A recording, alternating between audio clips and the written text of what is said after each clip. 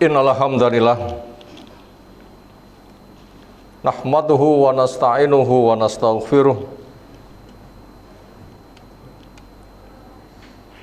wa na'udzu billahi min shururi anfusina wa sayyiati a'malina may yahdihillahu fala mudhillalah wa may yudlilhu fala hadiyalah. Wa asyhadu an la ilaha illallah wahdah la syarikalah wa asyhadu anna Muhammadan abduhu wa rasuluh. Allahumma shalli ala Muhammad wa ala alihi wa ashabihi wa man tabi'ahum bi ihsanin ila yaumiddin. Ya ayyuhalladzina amanu taqullaha haqqa tuqatih wala tamutunna illa wa antum muslimun. Ya ayuhan nas ittaqu rabbakum alladzi khalaqakum min nafsin wahidah wa khalaqa minha zawjaha wa bassa minhuma rijalan katsiran wa nisaa'a wattaqullaha alladzi tasaaluna bihi wal arham innallaha kana 'alaikum raqiba. Wa ba'd. Fa inna asdaqal hadisi kitabullah wa khairal hadyi hadi Muhammadin sallallahu alaihi wasallam. Syarrul umuri muhdatsatuha fa inna kulla muhdatsatin bid'ah wa kulla bid'atin dhalalah wa kulla dhalalatin finnar. Masyarakat muslimin, jamaah Jumat, semoga Allah Ta'ala mencurahkan rahmat, fadilah, dan ampunan untuk kita semuanya. Wilayah yang ditempati kaum muslimin beraneka ragam. Ada kota, ada desa, ada pusat kekuasaan, ada juga tempat yang diisi oleh masyarakat awam.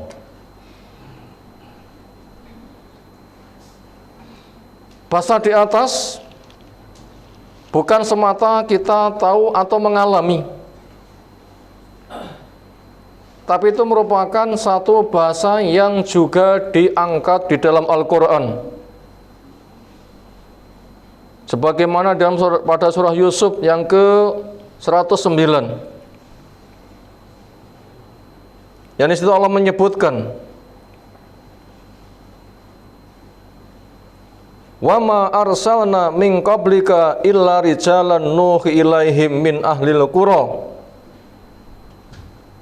Dan tidaklah kami mengutus sebelummu untuk menjadi rasul kecuali dia adalah manusia laki-laki terpilih, mendapatkan wahyu untuk menyampaikan risalah bimbingan dari Allah Ta'ala, yang Allah katakan min ahlil qura. Di tempat yang lain ummul qura, artinya perkotaan, bahkan yang menjadi induknya.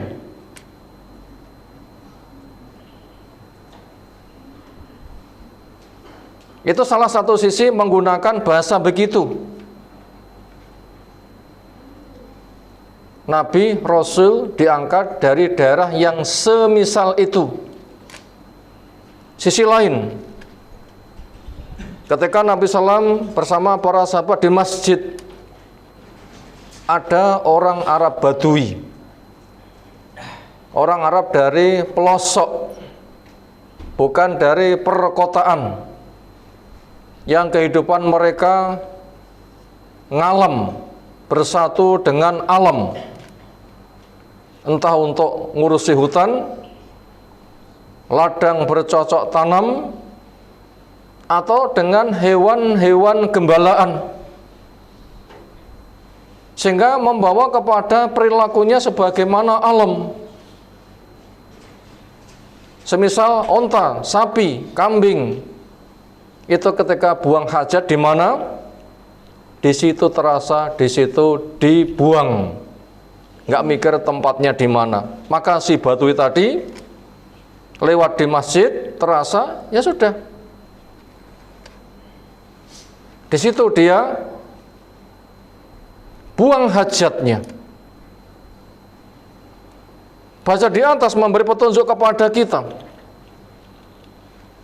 Masing-masing dari daerah yang berbeda itu memiliki kewenangan yang berbeda. Seringnya yang berpikir maju, ahli pikir, dia ditugasi sesuai dengan alam berpikirnya. Berpikir, merenung, mengajarkan, membimbing, mengarahkan, menggerakkan.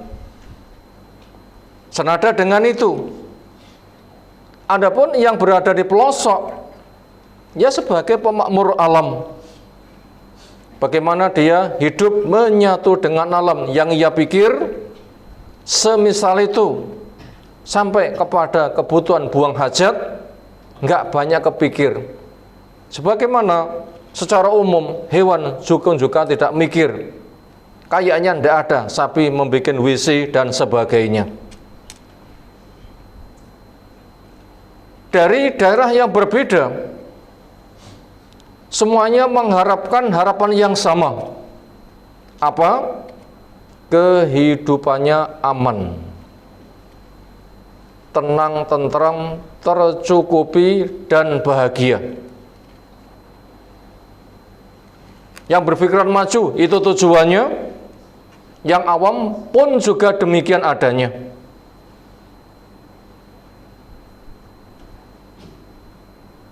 Dan semuanya mengharapkan hal yang sama. Sebagaimana tergambar umum doa yang dilantunkan dengan Rabbana atina fid dunya hasanah wa fil akhirati hasanah wa qina adzabannar. Ya Allah, berikan kepada kami di dunia kami hasanah, kebaikan, yang mana itu menyeluruh. Demikian juga di akhirat kami kebaikan, jauhkan kami dari api neraka. Dari manapun asalnya, doanya sama, berarti kebutuhannya sama. Cuma peran tugas yang diemban berbeda. Kemudian dari harapan yang sama, tugas yang diembankan pun juga sama, walaupun jenis tugas itu berbeda. Sesuai dengan alur pikirannya, apa kepiawaiannya. Allah membuat sebuah persyaratan.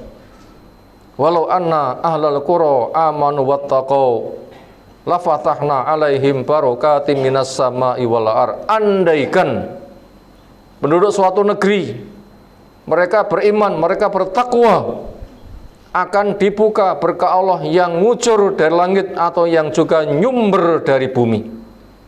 Untuk mendapatkan kesejahteraan itu, siapapun orangnya, dimanapun tempatnya, memiliki tugas yang sama. Apa itu? Iman dan takwa. Demikian juga, ketika siapapun orangnya, dimanapun tempatnya, ketika perilakunya nggak mendapatkan persyaratan, sehingga terkena musibah, itu juga sebabnya sama. Zaharul fasadu fil barri wal bahri bima kasabat aidinas. Petaka kehancuran yang terjadi di daratan maupun dilakukan itu oleh tangan-tangan, artinya dosa-dosa manusia. Di mana tempatnya? Di semua tempat. Berarti dengan demikian, ketika syaratnya sama, masing-masing orang dari daerah A, B, C bisa berbeda-beda, nanti juga memiliki dampak yang berbeda. Di daerah A banyak imannya, banyak amal solehnya, maka ketentraman akan merata. Di daerah B tidak banyak imannya, tidak banyak amal solehnya, tidak banyak takwanya, maka bila terkena petaka, itu biasa terjadi. Allah bisa mengatur yang seperti itu. sering kita alami ketika kita mengadakan perjalanan lalu hujan. Di sini garing total, di situ hujan deras. Allah yang berbagi. Maka dengan demikian, apa yang diinginkan seseorang dan yang didapatkan itu akan berkait dengan dirinya, supaya terjaga waspada dari kaitan orang lain. Makanya di sana ada dakwah, jangan dibiarkan, tahu kemungkaran dibiarkan. Walaupun orang itu tidak mungkar, tapi membiarkan kemungkaran, maka dia pun juga akan terdampak dari kemungkaran. Makanya berpesan Nabi SAW, man ra'a minkum mungkaran fal yughayyirhu biyadihi, sampai seterusnya hadis. Siapa di antara kamu yang melihat kemungkaran, rubahlah, entah dengan tanganmu, atau dengan lisanmu, atau dengan hatimu. Bila tidak, nanti dampak yang menimpa di sebuah tempat yang banyak jahatnya kepada tempat lain walaupun tidak banyak kejahatannya. Kenapa? Terdampak. Allah berpesan, wattaqu fitnatan la tusibannal ladzina dzalamu minkum khassah. Jaga dirimu dari fitnah, dosa yang mengundang hancur-hancuran, ditinggalkannya iman, amal soleh, takwa, yang itu dampaknya tidak semata menimpa kepada si pelaku saja, lingkungannya pun juga akan terdampak. Makanya bila ada kemungkaran, rubahlah. Kalau kita nggak punya tangan, pakai lisan, nggak punya, pakai hati. Gimana caranya? Ya Allah, itu mungkar, saya ingkar. Kokohkan hatiku di atas yang hak, beri petunjuk mereka supaya tobat. Setelah itu pergilah, jangan bersama mereka. Wala taqutu ma'hum, kamu jangan duduk bersama mereka. Itu cara merubah kemungkaran, walau pakai hati, dengan ditinggalkan tempat kemungkaran. Kalau tetap bersama mereka, akan terdampak. Kalau begitu, bagaimana jalan keselamatan yang harus kita pegang? Yang ini merupakan kewajiban dikerjakan oleh siapapun. Siapa menempuhnya, dia nanti akan mendapatkan keselamatan. Telah terjawab dari apa yang telah Allah bimbingkan, sebagaimana ada pada surah Yusuf yang ke-108, Kul hadhi sabili ad'u ilallah ala basyiratin ana wa manittaba'ani. Katakanlah ya Rasulullah SAW, umat beritahu. Apa itu isi nasihatnya? Inilah jalanku, yang saya mengajak orang lain kepada jalan ini di atas ilmu, yang nanti akan selamat. Siapa? Saya dan orang yang mau mengikutiku. Nabi punya jalan, mengajak manusia kepada yang Allah ridhoi. Dengan itu Nabi mendapatkan keselamatan. Apabila kita juga ingin mendapatkan keselamatan, tempuh jalan Nabi itu juga. Apa? Ikutlah mengajak manusia kepada jalan yang Allah ridhoi. Itu tanda bukti kita ittiba kepada Rasul. Lek ngaku dadi umati Rasul Muhammad SAW, kenali kiprah Rasul, lalu ikuti, termasuk mengajak manusia ke jalan Allah Subhanahu wa Ta'ala. Rasul selamat, juga akan selamat. Syaratnya ikuti jejak Rasul. Perincian, inilah jalanku, bentuknya apa? Minimal ada 8 hal.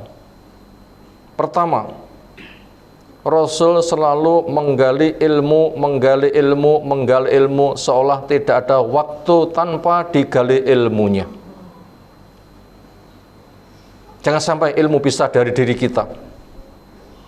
Entah kita membaca Quran, ditafsirkan dengan sunnah, pemahaman sahabat, atau peristiwa alam yang akan membimbing kepada kita. Ini hikmahnya apa?